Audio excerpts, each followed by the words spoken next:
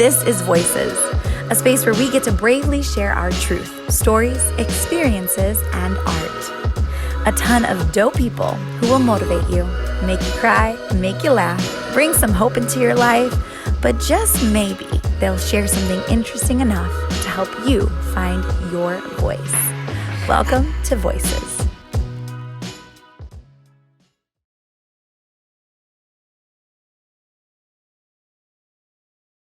Hi, I'm Jamie Park, and this song goes out to anyone who is feeling alone during these times. Just know that someone is out there who wants to help you. I just want you close, where you can stay forever. You can be sure that it'll only get better. You and me together through the days and nights. I don't worry, 'cause everything's gonna be alright. People keep talking, they can say what they like. I don't worry, 'cause everything's gonna be alright. No one can get in the way of what I'm feeling. No one can get in the way of what I feel for you. When the rain is pouring down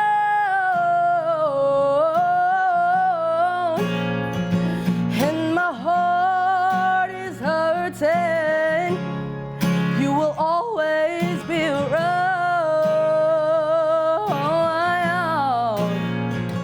This I know for certain.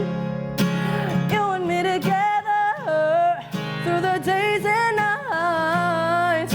I don't worry, 'cause everything's gonna be alright. People keep talking, they can say what they like. I don't worry, 'cause everything's gonna be alright. No one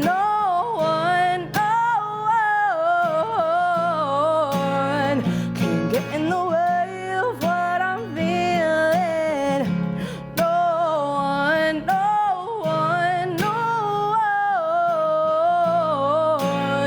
can get in the way of what I feel.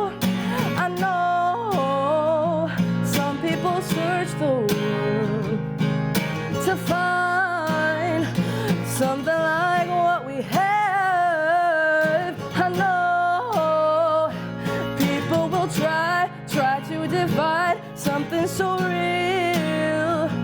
So till the end of time, I'm telling you that in no one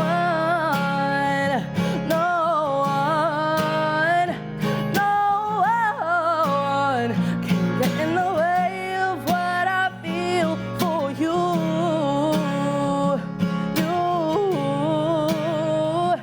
You can get in the way of what I feel for you. Whoa, whoa, oh, oh, whoa, whoa, oh, oh.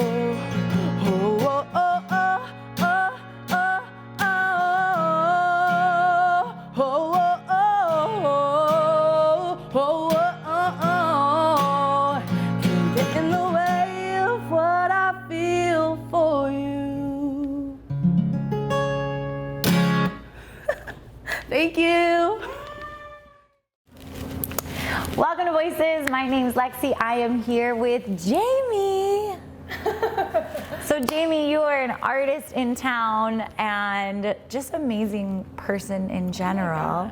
Thank you. So tell us a little bit about you and who you are. So that's a big question, right? I'm a 25-year-old local singing artist, but also I am a college advisor at Everett High School in Lansing. Basically, I help seniors and juniors kind of figure out their way after graduation, see what colleges they want to go to, or what else they want to do. So other things, I like cats. I am also a first-generation Asian immigrant. I came here from South Korea when I was 4. So ever since then, I felt like it was my duty to just live the life that my parents wanted me to live in America. So today we're chatting a little bit about how societal beauty has kind of impacted your journey. So tell me a little bit about that. So when I came to America, I didn't really think that I looked different or acted different, but I definitely felt a sense of not feeling like I have somewhere to belong, especially when I got to high school, because that's when I really realized that I look different and I'm not someone that people kind of fawn over or think is pretty. I was really overweight, probably pushing 200 pounds as a 5'3", freshman in high school. So it was really hard to kind of navigate my way as I was kind of becoming a teenager to kind of figure out what I should be looking like, or how to feel good in my own body, because I definitely did not. So that's kind of when social media became a factor, because MySpace and Instagram and Facebook, they were kind of up and coming. So you just kind of saw all of the people that are your age but look so different than you. So I think that really got to my head, and I got bullied a lot. So I decided to make a change, and unfortunately that led me to have a pretty bad eating disorder for around 6 years. How old were you? So I was 14 when I first, I guess, binge and purged. So I remember the day pretty vividly. I decided to go on a run. I was trying to do the healthy thing, but I was frustrated that results weren't coming. I had a sandwich. I had half of a turkey sandwich on wheat, and it ended up in the toilet. So after that, it was okay, one more time, or okay, just this one last time, and then I'm gonna stop. And then it became, will I have time after this meal to go to the bathroom? And it didn't matter where I was at the mall, I was at my friends' houses, I was at parties, and I would always find a bathroom if I ate anything. So that was very unhealthy. And not to get super heavy, but besides the eating disorder, I was just in such a dark place. I think I realized that the eating disorder wasn't the disease, it was the symptom. It was a symptom, because I was abusing drugs, I was self-harming, I was, just kind of in a really bad place. So I fainted a couple times, and I think, I think waking up with handfuls of hair just made me think okay, well, I did lose weight. I actually lost a lot of weight. I went down 4 pant sizes within a year. And I was well, I lost the weight, but I'm in the worst position, in mentally and emotionally. In such a bad, worse than before. So I was okay, if skinny doesn't mean healthy, or skinny doesn't mean happy, then what does? So I think that made me realize that I need to do something. I need to change up my lifestyle in order to really find what makes me happy instead of make me skinny. Was there a moment, so walk me through the timeline. So you started eating and purging, is that the right way to describe it? Yeah, and bulimia. Bulimia, so you started having this habit of bulimia for how long? Well, I mean, I guess it really depends on what you define as the end, because even last year I would say I did it once or twice, and it's always a constant battle. It's definitely, I'm better now. Like, I haven't in a while, but I think I really made the decision to stop probably like senior year of high school. So all 4 years of high school, I was going through it. Junior year was like the worst. I was abusing like laxatives too because I actually desensitized my gag reflex because I was throwing up so much, like, so I couldn't do it again. So I just like didn't eat, and that made me irritable, you know, faint, and you know, all these things. So senior year, I think I started to eat again because, you know, I had friends that obviously noticed what was going on, so they would make sure that I eat and, you know, be with me at least for like an hour after so that they know that I'm not going to the bathroom. Started to kind of go through the roller coaster of recovery and relapse and recovery and relapse, but getting to college was also hard because, you know, that's when everyone is attractive and they have the body you want, they have, you know, the makeup and the hair, and, you know, you go to class and it's like 200 people in a lecture hall, and it's hard not to just like compare. Yeah. So freshman year of college was also pretty hard, but I think I knew how to kind of navigate it better than when I was 14.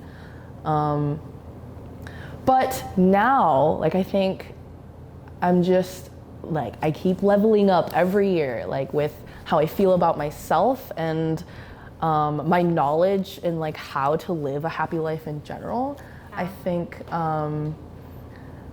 like, because I know what's good for me and I keep doing those things. So let's say eating healthy, going to the gym and exercising, making sure I'm staying social with my friends and not like isolating myself. Like, I think even just doing those things like makes me a hotter person, like, to my eyes, and like, you know, not to be like, oh, everyone's eyes are on me, but it shows. Like, my confidence has just grown over the past, you know, couple years, and I feel like I kind of like have it now. Like, I know that if I even thought of like binging and like purging, I just know how I would feel after, and that is not something I want to feel again. Temporary gratification is not always the answer. So like, I do these things in order to like feel happy about myself so that I continue to just exude the confidence I want to and wear the clothes I want and dye my hair whatever color I want, because it's like, at the end of the day, like, I'm gonna love myself no matter what because I'm doing the things that I know make me happy. Yeah. So I still want to go back to, when was the turning point? I would say senior year of high school. Was there a specific moment with the guidance counselor? Was there a specific moment that you were like, when was the moment where you were like, this is something internal, this is something deeper? Good Question. I don't know if there was like a specific moment. I think it was a lot of like, like up and down, like I should stop, but like one more time, and then it just gradually, I think my priorities changed because, you know, I was about to go to college and I had my set of friends and I had a boyfriend. So I think maybe having a boyfriend, like, you know, you don't want to like go to dinner and then, you know, be like, okay, I have to go to the bathroom like every time. So I think just being distracted and like just doing like going off and doing shenanigans and not like always worrying about my weight definitely helped me realize that other things make me happy and I can actually be happy even though I'm not a size 2. So what, for young girls or even adults, and it sounds like it's for those that maybe have the same struggle regularly, what would you want them to know? I want them to know that it doesn't really matter what you see in the mirror. It matters like how you think about yourself. And as long as you're doing the things that make you happy, everything else follows. Like, I'm probably like the most fit I've been in a while, and I like haven't been going to the gym as much. And like, that's kind of wild, right? It's just, it's like how you feel about yourself that like makes you know like, okay, I didn't go to the gym yesterday, so maybe I'll just have like a pretty healthy like meals today, just so I don't feel like Pillsbury Doughboy, you know? Like, I think it's definitely a lot more than just shedding the pounds. It's definitely a mind thing. You have to kind of switch up the mindset of like, okay, I'm not gonna like work out to be skinny. I'm gonna work out to be healthy and feel good. Because once you start like striving for happiness instead of just losing the pounds, I think that's when the results really come. But even if they don't, like, everybody's different, and I think depending on how you dress yourself, how you know, carry yourself, whether your shoulders or, you know, like back and like confident, I think it's a lot of like faking it till you make it. Like, just tell yourself in the mirror, like every day, you are smart, you are confident, you are important, you are sexy, you are all these great things, and you know, they will come to you. You will believe it, because if you don't believe in yourself, like no one else is gonna see that. So how can friends help their friends if they notice that they're struggling with an eating disorder? So like I said, like my friends like just made sure I would eat with me, so I don't feel like I have to face that alone. But I know it's different for a lot of people, especially if they're just starting to wean off of it. It's like, it is like shameful to like eat in front of people. So I get it. I think the main thing is to just make sure your friend knows that you're there for them, whatever they need, and to just kind of be with them through it. And like, I never liked being scolded about whether I should eat or not eat. So I think it's just kind of tackling her or his like issues, like what is the root cause of their eating disorder, right? So it's like, it might be because their parents like pressure them to lose weight, or they feel like they see all these TikTok girls who are so skinny, like, so kind of tackling like why, like the why of the eating disorder, I think is probably the most important step. But just be there for your friends. Check in. Thank you so much. Oh my God, I love you. I love talking about things, chit chat. But thank you for having me. Thanks for being here. This episode of Voices has been brought to you by Blue Owl Coffee and Vision Success Marketing and Consulting.